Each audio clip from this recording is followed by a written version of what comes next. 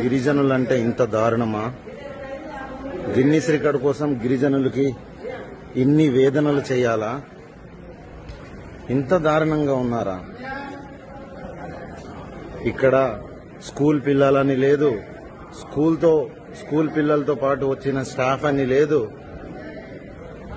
చెల్లా చెదరగా పడిపోయినట్టు ఉన్నారు. చూడండి, వీళ్ళకి పడుకోవడానికి చక్కటి చోటు కూడా లేనంత విధంగా ఎంత దారుణమైన పరిస్థితి వచ్చింది.